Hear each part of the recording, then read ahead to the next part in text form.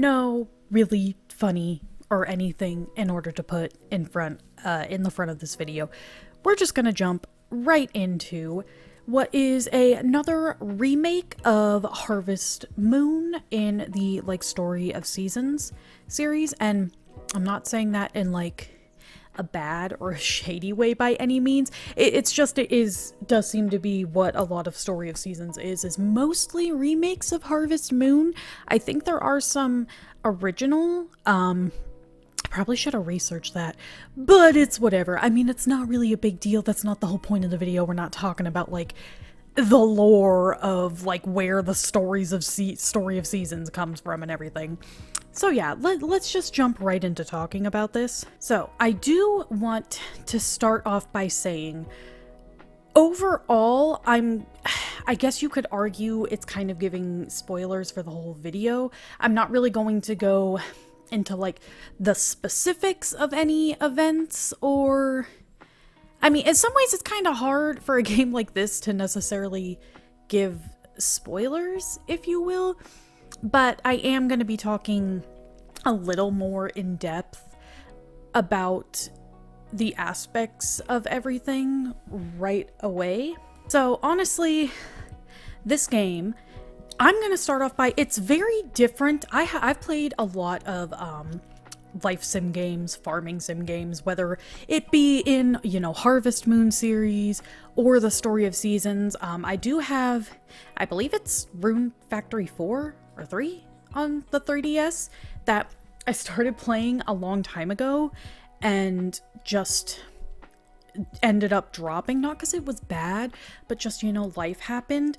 And it's definitely now at a point where it's I would need to start over completely. But anyway, that's not the point. But point being here, I would say I'm pretty seasoned in life sim games. I may not be the most expert, but I'd like to say I'm a seasoned veteran on it. And this is one that definitely, I would say, is a little more different than others. Now, to start off with, a lot of the times in, these life sim games, you have, you got more of, I guess, an overarching plot, if you will, besides just, making a farm and making money and, meeting the marriage candidates and getting married.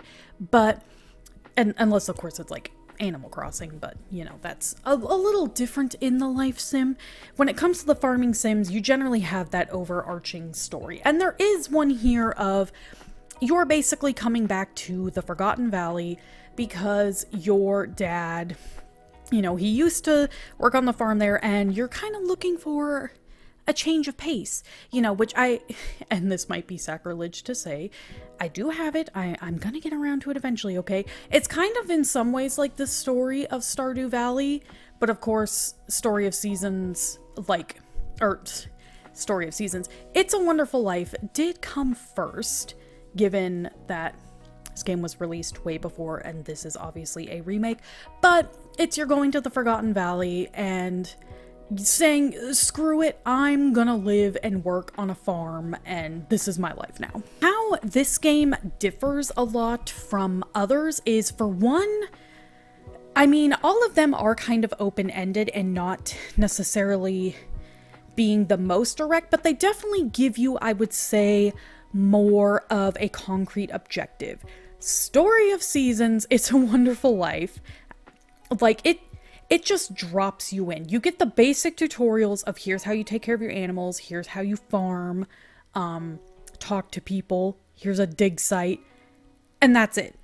It does not give you any kind of really by the end of the year, you're trying to do this, or here's the overarching goal. I mean, you do have, of course, the sprites, and there is, mention of the harvest goddess and everything, but it is a lot less in telling you what you need to do. And the thing is, so the specific events and everything, because as you're interacting with characters, whether it be the characters you can romance or just people in town that you can build up friendship with, like any other of these kinds of games, there's of course events and everything with them that further their storyline, you know, give you, like, make them feel more like real people who have real lives, real problems going on. How this game works with those events is they'll just kind of happen. Also, sorry about my dog. But they'll just kind of happen randomly. And it's, you know, a combination of being in the right place at the right time, or just having a certain like level of friendship or affection with them, and then being in the right place at the right time, or even just having a certain level of affection. And the game gives you zero indication, really no hints on that. Like, every scene I have gotten, I literally just happened to stumble upon it.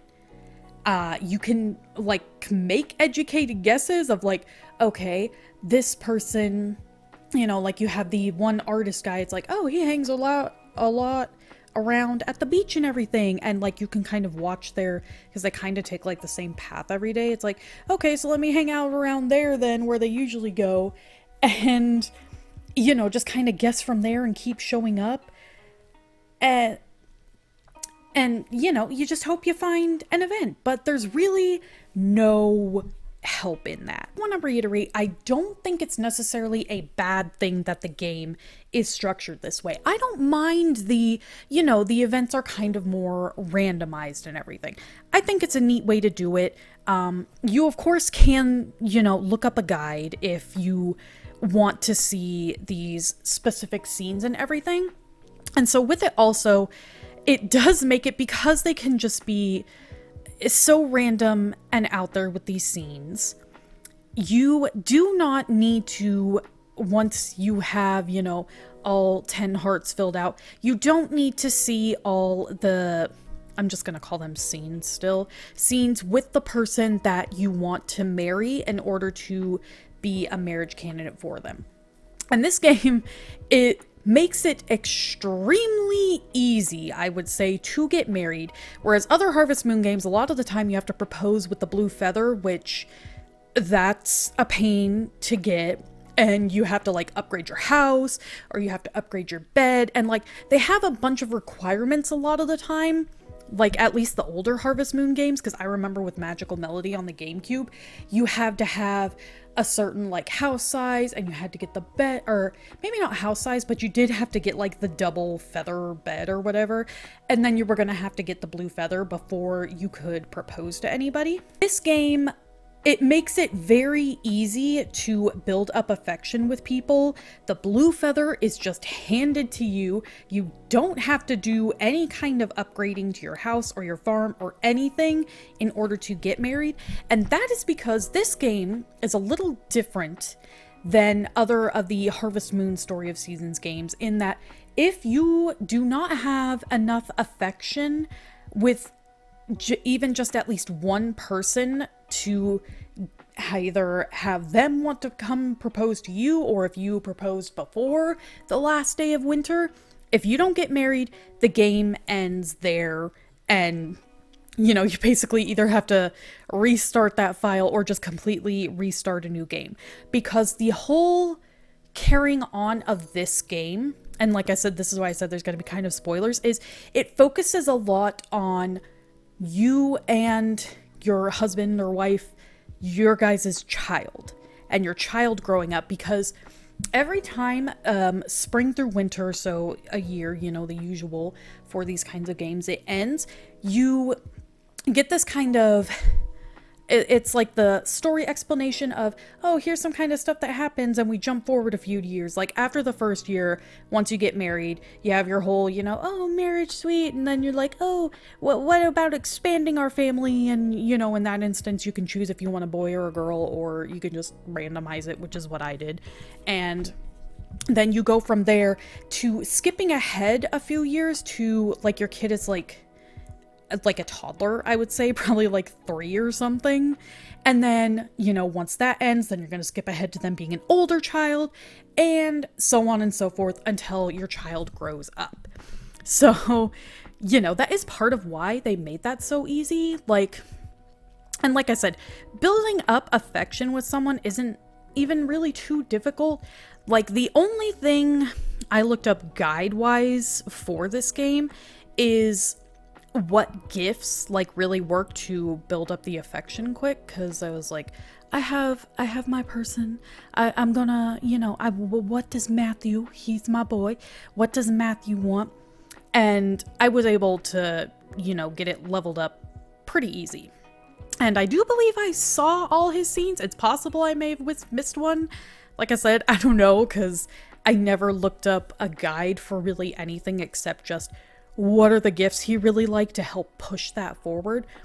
But yeah, it makes that very simple because, like I said, the focus is more on your child. And even with your child, I will say, again, this whole game, there is really no sense of hand-holding, no tutorial, which it isn't really a bad thing, in my opinion. But I'll get a little more into that because I just want to talk about the fact that with your child, there are a lot of things that, because you're trying to see what kind of person they'll be, and it partly depends on who you married and if you're introducing them to any people, which I did not even realize you could introduce when you have like your toddler age kid. You can introduce them to people. So I didn't do that. I just like said deuces and let her go do her own thing and just like went and talked to people to build up friendships with them, because I believe that can also have a bit of an effect. But now I'm thinking it maybe really didn't have any of an effect, and that would explain that, because I didn't introduce her to anybody because I didn't know that was a thing, because the game, like I said, does not tell you anything. Now, with that being all said, this game, I don't know if I would really recommend it for like somebody's like first or even in their couple first life sim games, just because there is so much of it that it can very easily feel like barely anything happens in the new year, or not the new year, but the first year, because if you're just happening to not catch those scenes, which they're like 90% of the first year, like 90% of the days, literally nothing happened really. So, it's very easy to miss stuff and get maybe kind of bored, because you feel like nothing's happening. And you're like, okay, well, am I missing something? Am I doing something wrong? So it could be very frustrating because there's no really guiding hand to help you through it all. And the fact that if you're going into the game like that and you don't really look up any guides, because let's be real, yeah, there are guides, but there are plenty of people who don't look up guides for everything. I don't look up guides for every game I play because it's like, I don't want to do that. Maybe it's just because of the fact I'm old and I'm like remembering the days where you had to buy the guidebook, it wasn't like easy find on the internet. Like, we had a computer, but yeah, finding a guide that actually told you everything you needed to know on the internet, there was a lot less of them, and half the time even they didn't actually tell you everything you needed to know. So you were pretty much using those guidebooks. So I'm used to the just kind of going into the game and going for it blind and just doing your best. And then you figure it all out as you go, and maybe get some help if you have like friends who play the game and can give you tips or whatever. But if you are someone who is like that and you come into this game not really looking up guides and it's like one of your first life sim games, I feel like this could very easily turn you off from the idea of these games, because while it's not bad by any means, you definitely have to be more knowing of like, this is how the games generally work. This game is kind of an outlier. You could maybe in some ways argue it's like the farm life sim on slightly hard mode. I don't know. I guess that could be a thing. But yeah, I don't think I would recommend this game for anybody who is new to this. But if you do really like, the Harvest Moon or Story of Seasons or like these life farm sim games, I do think you would enjoy this. I think there's something there. Now, this too, I want to say it's all coming from the perspective of, I did not play the original Harvest Moon, It's a Wonderful Life. I do know about the game and know about a lot of, there are the similarities and kind of just the basic structure of how it worked because I, believe it or not, years ago watched Peanut Butter Gamer. Anybody know him? If you know him, you're cool. He was like one of the OG YouTubers for me that I used to watch all the time. But yeah, he had a video that he did on the original Harvest Moon It's a Wonderful Life. So I kind of knew some of that stuff going into it, but even then, I guess I didn't realize how much, at least in this remake, there isn't any hand holding. But yeah, so this is, I never played the original, so probably should have thrown that out sooner, but that is just a slight disclaimer on that as well. Putting forth my experience of my life sim games. I did not play the original of this, but like I said, this game, I do recommend it. And it is a game that, because of how the structure works of like the years kind of moving forward and like the days, like honestly there were so many days where I would be done with my farm chores of like my crops and taking care of my animals, and it like wouldn't even be 9 or 10 in-game time. So I would either have to do that 6-hour round trip to the city to kind of make time move forward, or try to go on the days where the dig site was open and I would spend a lot of time there, or I would just end up like standing there to kind of maybe make time move forward a little to at least let my animals have some outside time, but then end up my character going to bed at like noon or 1 in the afternoon. I don't know. Maybe that's just a me thing, but it's definitely something, like I said, that can happen, that the days feel kind of like, wow, this is going, it feels like it's dragging by in a way, but this game works around it because usually, the seasons, it's like 30 or 31 days in a month, quote unquote, or the season. This game makes it every season, and because you are inevitably going to play multiple years of it, this makes it so that the months are only 10 days. So it does make it a little shorter, not as much of a grind to get through.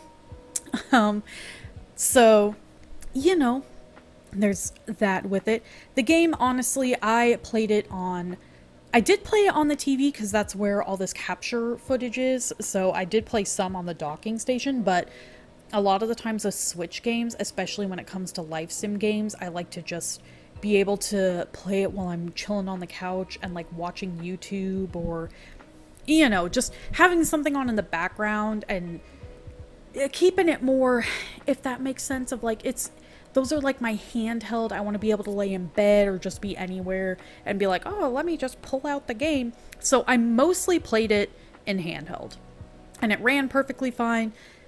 Controls work good. They're pretty simple and easy to pick up. Nothing crazy. There were some times where when I was trying to water my crops, it would be weird in the trying to select where it was watering, and I would have to like finagle it a little, but it was nothing that like made the game unplayable or even super frustrating or anything like that. So, and graphics, it looks nice. It's of course a little more cartoonish. That's just the style of these games and of a lot of the life sim games. Most of them aren't coming out here with the Baldur's Gate 3 hyper-realistic looking graphics and whatnot. So it does, I like a lot how the sky in the game, everything looks. I don't know, it definitely gives the nice cozy vibes that I want from my life sim games a lot of the time. I like the feeling of, oh, it's nice and cozy, and the sounds are just soothing and it looks pretty, and you could almost imagine feeling like the warm breeze in summer and like smelling the flowers in spring and everything. So like I said, I would definitely recommend this one. But anyway, if you like this video, go ahead and leave a like. You don't have to, but it helps, let me know what kind of games y'all are liking. Go ahead and leave down below maybe what your favorite Harvest Moon or Story of Seasons. Really, it could be any life sim, but, maybe try to say your favorite Harvest Moon or Story of Seasons games. Let's get discussing that. Could be like the really old ones, like I even mentioned, you know, Magical Melody on the GameCube. I need to jump back into that one at some point, but I would probably have to completely start over in that one too, because it has been even longer since I played that compared to Rune Factory that I talked about at the beginning. And that would make me very sad, but you know, it is what it is.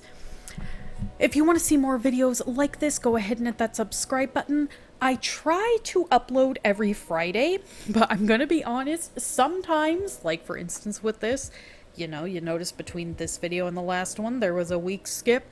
Sometimes it's gonna be every other Friday, just because I do have 4 kids. And yes, I'm a stay-at-home mom, but I have a husband who's in the military, so he's very busy. And I have 4 kids. You know, I don't necessarily have all the time in the world to just sit and play video games, as much as I would love that. But, so, you know, sometimes it's just, it can't be every Friday, it's gonna be every other Friday, but like I said, I'm gonna do my best to have it every Friday.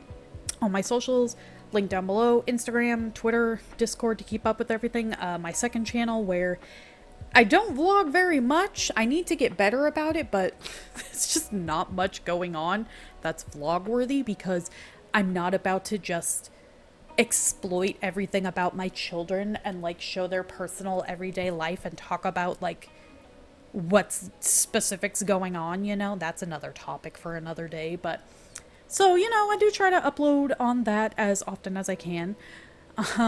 As for streaming on Twitch, I am trying to get back into that, but anybody knows my baby, she's gonna be five months old. She's 5 months old this month, and we're at a point where, again, schedules and everything are just changing, so just trying to figure out when is the best time to stream and just even have the energy, because, you know, the last couple nights I've only been getting 4 or 5 hours of sleep, which it's not specifically like fully their fault, but you know, just it happens. But yeah, anyway, I hope you all enjoyed, and I will see you in the next one.